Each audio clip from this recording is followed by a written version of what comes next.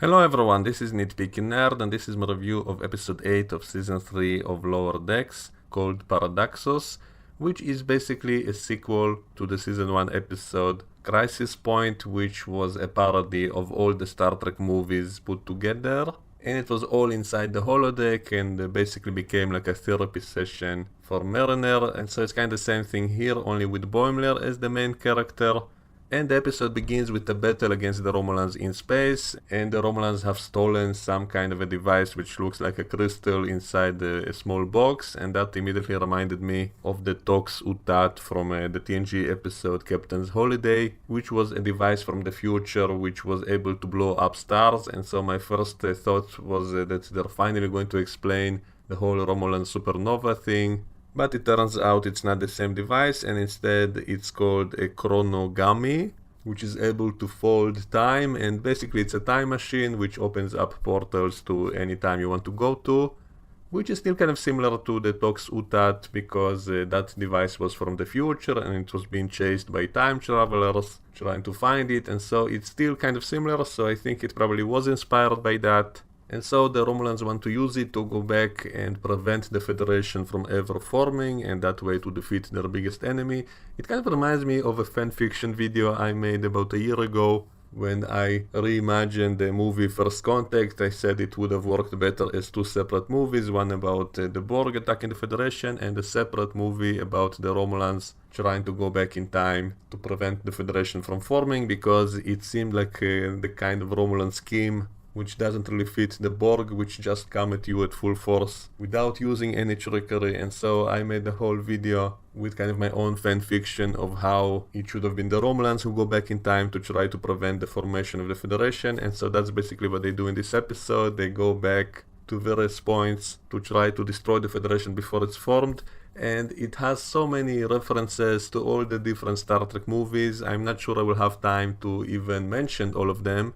But it's all really fun, and it kind of annoys me that none of this actually happens in the show because it's all inside the holodeck, and so it kind of makes it less interesting. But on the other hand, it's also an opportunity to break the fourth wall a lot more than normal by making direct jokes, direct stabs at the things happening. And so all of this episode was a direct parody of basically all the Star Trek movies together. There's a little something from every single movie. There's even a poke at the new JJ movies when Mariner says something about creating a new timeline which is separate and will have younger, edgier versions of their team and all of that. So I did enjoy a lot of these jokes and I enjoyed all the references. But the most interesting part for me was when Boimler goes into a side quest to find the meaning of life inside the holodeck, and then Mariner is annoyed by that because she just wants to get to the next action scene, the next chase scene, and all of that. And that to me shows exactly the difference between the new Trek and the old Trek, because the new movies and shows are all about the action, the effects, the chase scenes, all the cool, exciting stuff, while the older movies and shows simply didn't have the budget or the special effects to be able to have so much of that kind of stuff, and so they simply couldn't have done that. And so instead they had to have good writing, they had to make it about something. So they wrote characters, they wrote dialogue, they wrote philosophical questions, and that to me is far more interesting long term, because even though I enjoy special effects and action scenes and chase scenes, I really enjoy them. I'm not against that stuff, but when your entire movie or episode is just about that kind of thing, then as much fun as it might be, it will not leave you with anything to think about. While the older Trek episodes and movies didn't have as many action scenes and thrill rides and all of that, but they were about something. It left you with something to think about, some kind of philosophical question or a moral dilemma, or just a good story and good characters and all of that. And that to me is far more memorable and better than today's movies and shows, which are all about the action because they think that's what the audience wants. And so that scene when Mariner is arguing with Boimler about this very topic was very interesting to me, because that's exactly the same kind of thing I was talking about in so many of my reviews about all the recent Star Trek shows, which were so often style over substance. And also they managed to poke fun at the older Trek movies, because even when they did try to go into deep philosophical questions, those kinds of questions don't really have any real answers. And so often it was almost like a cop-out in the end, because it raised the question but doesn't really give you an answer because it cannot, and so it ends up being a little bit disappointing also. But at least those old movies and episodes, at least they raised the question. At least it left us with something to think about and to debate about and all of that. So it's still better, in my opinion, than the more recent movies and shows which don't even try to do that.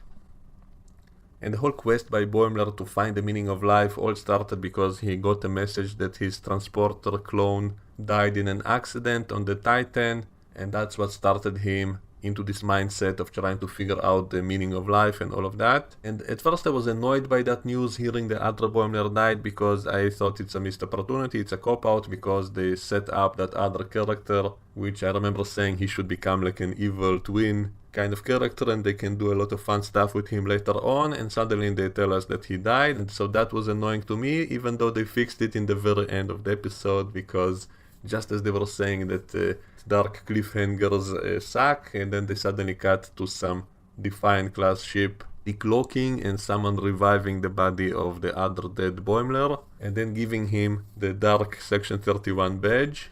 So that to me was a relief, because they are not wasting the opportunity to do something with that other character they set up, and he will turn out to be an evil twin, just as I predicted. And then they poke fun at the dark com badge when Boimler says, if it's such a secret organization, why are they all wearing the dark badge, which immediately will tell anyone who they are? And so that's poking fun at Star Trek Discovery, which has Section 31 as kind of its own separate Starfleet, in which everyone are wearing dark badges and everyone else in the Federation knew all about it, which doesn't fit what we were told in Deep Space Nine. And that's something that I was poking fun at and laughing at in my reviews of Season 2 of Discovery, and so this made me laugh a lot when Boimler himself asked that question. So this is what I mean with all these good references, that they're not just referencing everything, but they're making fun of all of it at the same time, and that makes it very entertaining, very enjoyable, and clever. With this whole episode being set inside the holodeck, it allows the characters to directly poke fun at all the things happening. If it was really happening in a more serious episode, then they wouldn't be able to do that, and so that makes it worth it to have it all set in the holodeck, and the characters are aware that they're inside the movie. That makes it possible to kind of break the fourth wall and poke fun at it directly. And there was even a scene when Mariner wants to leave the holodeck, and when the door opens back to the normal ship, it all is in the normal screen ratio, while inside the holodeck it's all like in the movie, and so she has to kind of climb over that dark bar to get back into the normal ratio. And so all kinds of jokes like that would not be possible if they were not inside the holodeck making fun of the movies directly. Also, in the very beginning of the holodeck movie, when they were seeing the credits and Rappaport says that his character is French, and then he kind of tries to speak with a French accent, but it's kind of terrible, so he gives up and just speaks normally. So I think that was a poke at Patrick Stewart, who told in some interviews that because his character was supposed to be French, that at first he tried to speak in a French accent when he was auditioning for the role, but it was horrible, so eventually he just spoke normally. Otherwise it would have been ridiculous, so I'm pretty sure that was a poke at that. And there's also a scene when they go into a Federation science facility, and we once again see that device with the blinking lights without function, which is something we see often in the show. I have a suspicion someone might have seen my compilation in which I showed that this device appeared in so many different science fiction movies as a prop. It was even in Star Trek in a few episodes, in TNG and in Voyager and in Enterprise, and it was also in Star Trek 2 in the science station. And so here it's also in the science station, and then we see Boimler's holodeck love interest, which was an obvious parody of Star Trek 2 as well, when Kirk met his former lover. And she also showed them an animation of how the Genesis device works, and it was, back in the 80s, so it was early CGI, which looks terrible today. And so here they kind of poke fun at that as well, because she shows them an animation of how the time travel device works, and it's also with the old style animation, and they kind of poke fun at that. And then Boimler gets called away, and when he comes back into the holodeck, he's all depressed, and that's because he got that news of his clone dying in an accident, and so he's no longer in the mood to play the game. And then he goes on this whole side mission to try to find the meaning of life, because he thinks maybe the holodeck side characters generate their own reality or something. So he kind of goes off to do his own thing while the rest of the team go on with the mission to stop the Romulans. And so they follow the Romulans going back in time, and there's a funny scene when they go back in time to Australia in the 80s, and they're attacked by Australian punks who attack them with knives, and they keep saying mate every sentence, and that was funny. and then they beat them up, and Rappaport wants to steal their clothes to wear them, and so this is an obvious reference to all those times in the old Trek movies and shows when they go back in time and dress up as the locals. And always in those scenarios the heroes got attacked by bad guys in order to justify the heroes stealing all their stuff, because those are bad guys who attacked them, and so that makes it okay. They really should have had the scene of one of them saying, "I have a bigger knife" or something. That would have been funny if Shax would have pulled out a bigger knife and saying, "That's a knife." And this whole mission was about saving that octopus, because that's an ancestor of an ambassador which will later save the Federation from some Algia that he telepathically communicated with to stop their attack or something. And all of that is obviously similar to the voyage home, when they had to save some whales to save the future, and here they have to save an octopus to save the future. And later the Romulans tried to destroy that conference that we saw in the end of Enterprise, the formation of the Federation. We see that exact same scene. And the team manages to beat up the Romulans to stop them from assassinating everyone there, and so that's also similar to Star Trek 6, when some Klingons try to assassinate the Federation president to stop the Klingon Federation peace treaty. So a lot of reference to all the Star Trek movies, and meanwhile Boimler goes on the side quest to the planet Shatanari, which is similar to Shakari from Star Trek 5, and then we see some giant rock creature forming. And I think in the original script of that movie there were supposed to be some rock creatures that Kirk will fight, but they didn't have the budget for that, or the special effect looked terrible, so they cut it out. And here it's all a cartoon, so they're able to do that, and so we see a giant rock creature forming and talking with Boimler, and he asks him the meaning of life, and then he just gives him random quotes, because that's what the holodeck is able to produce as an answer.